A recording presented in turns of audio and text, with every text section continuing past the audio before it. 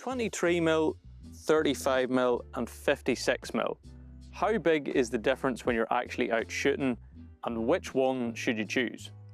In this video, I'm going to try my best to show you the difference and hopefully help you decide if you're in the market for a new prime lens. So as you may have seen on the channel over the past 6 months to a year or so, I've tried out a few different prime lenses. I've tried out the 23mm from TT Artisan f1.4, I've tried out the 35mm f2 from Fuji, and I've also recently tried out the Viltrox 56mm f1.7. But this video isn't really about these particular lenses, it's more about the focal length in general. Or if you use full frame, whatever the equivalent is in full frame. So let's just try and snap a few different shots and I'll show you the difference when using each of these lenses, and we can sort of chat about the differences and stuff after. It's kind of midday and stuff, but what do you do? Hopefully be able to get some decent shots anyway.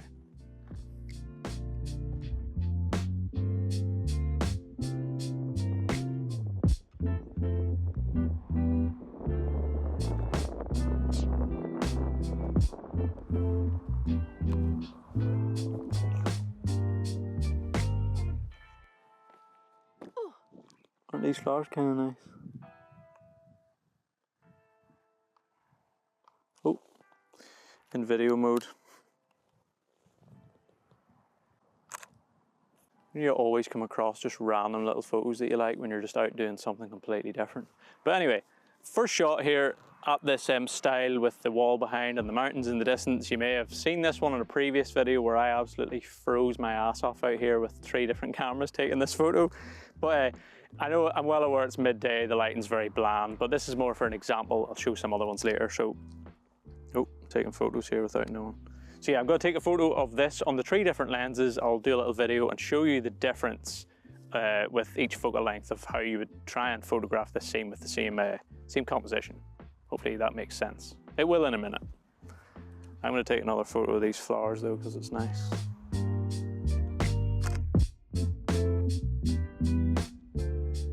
Okay, so this is something like the framing I would like for the shot, using the style to frame the mountain in the distance. And this is it with 23mm. Actually not bad for this scene. Kind of what I took the previous shot. So yeah, I kind of like this.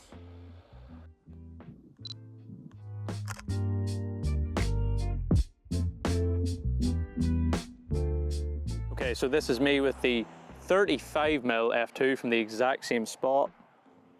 And as you can see, obviously a lot tighter.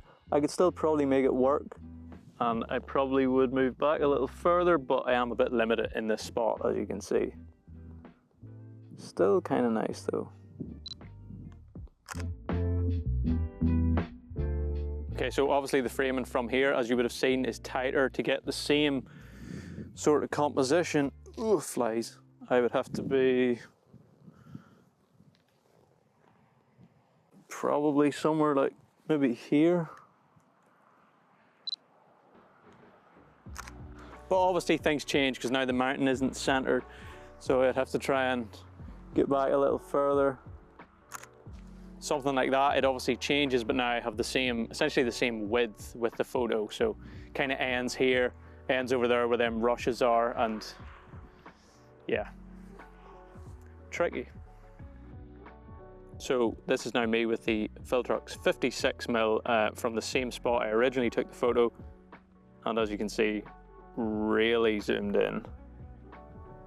This just wouldn't work from this distance. It's just so zoomed in. Okay, so to get the same photo with the 56mm, I would literally have to be like, I don't even know if if I could get it. Literally be like, even this far back is not really enough. I would have to almost be up here somewhere. Okay, so yeah, I would have to be like a little bit further back than I am here, but this is pretty close. But again, obviously the framing is different. You get the idea.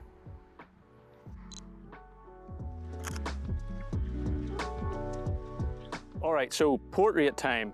Gonna start with the 24, and I'll show you again, like the last one, the difference in taking this portrait of Christina with each of the different focal lengths.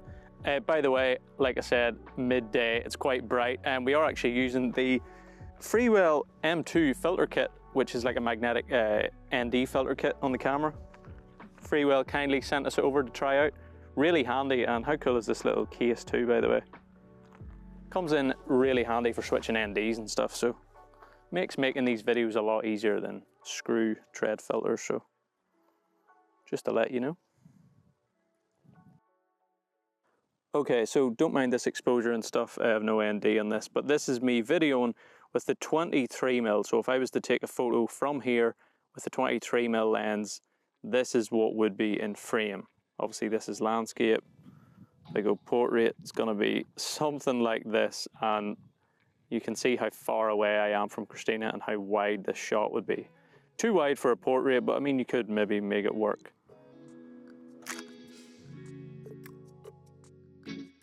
Okay, so this is me with the 35mm from the exact same spot, and Christina's in the exact same spot, as you can see. And this is what the framing would be like. Landscape. This is what it would be like in portrait. So from this distance, much better, I would say. Still got a nice bit of space around Christina, but it isn't crazy wide from this distance. And this is me videoing with the 56mm. As you can see, a lot tighter. These video clips are slightly more cropped than when you switch to photo mode, but it's pretty close. So as you can see in vertical mode, a lot tighter, but it kind of works from this distance. Okay, so obviously this was me at the same distance with all the lenses, but using the 56mm, for example, if I wanted to get into frame what the 35mm had, I would have to be, I can't really remember exactly what it had, but a lot further back. Oh my God. So, I mean, you can get the idea. Landscape mode, that's probably something like what the 35 maybe had. Then I would have to go even further, so it gets pretty crazy. I almost went back into that shit. That would have been nice. So yeah, there is a drastic difference in the distances there to get the same thing in frame from a 23mm to a 56mm. But I'll touch on that in a little bit. So there's a few things I would like to touch on when it comes to different focal lengths. Just a few things I consider and think about when it comes to maybe choosing which prime lens to use or how a certain focal length will affect a photo. So the first thing would be cropping, and I know that kind of is more of a post-processing thing, but is a big part of photography, especially when you're using a prime lens. Because as we all know, sometimes you try to line your composition up, but when you go to look at the photo in editing, you didn't really nail it, and oftentimes it isn't actually possible for you to get the composition perfect from where you may be standing, for example.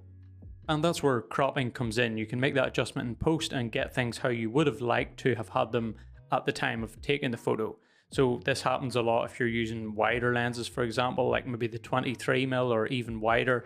Maybe you don't want to get closer to your subject because that might affect how things look and might kind of ruin your composition a little bit. So instead you just take the shot the way it is and know that you're going to crop and adjust things in post. It's not always the ideal solution, and it's not always going to get you the best photo of a scene, but sometimes there isn't much else you can do if you have one prime or it's the widest prime you have, for example. Sometimes you just have to make do with what you've got and try your best to get it how you wanted it originally to be in post. So the point there is you don't always have to have the perfect focal length for a scene. You are able to crop in and get some really nice results. And that's the case with the photos you've seen on screen there. I either couldn't move at all, like that example on the boat from Lake Como. There was nowhere for me to go, so I either took the shot or I didn't. The car photo as well, I wanted that to be the frame. It was slightly wider than I wanted it to be, so I just cropped in a little bit in post and got the result that I wanted. And the next thing that I would think about is very closely related to what I just mentioned, and it's distance from your subject. So you don't always have the option to either move closer or move further away from your subject. Like for example, that shot on the boat that I just talked about. I was where I was, there was no move and I was on a boat, so I had to take the photo in whatever prime, and in that case I had the 35mm, It was too wide for what I wanted, but that was my only option, so I had to take the photo. This can definitely be more of a problem if you have a tighter lens, so like the 56mm for example, because if you can't move further back from your subject and the 56mm is too tight, there's nothing you can do.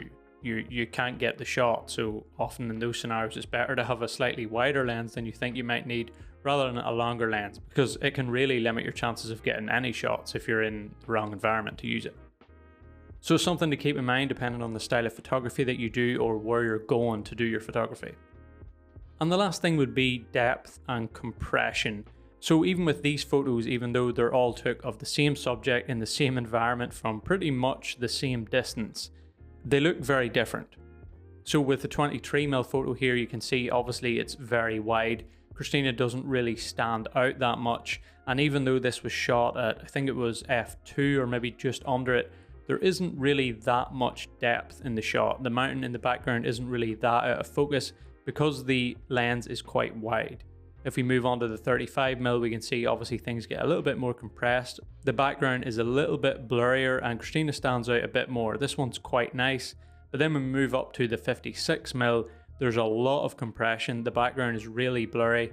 Christina stands out even more, and the mountains look a lot more dramatic. They look like they're a lot closer behind her, and that's kind of that depth and compression thing, which is what longer lenses do. And it does look really nice, and I really like how this shot looks. Compared to the 23mm, it's just much more dramatic and just a nicer looking photo. It cuts out a lot of the open space too, which is a little bit boring in the 23mm shot.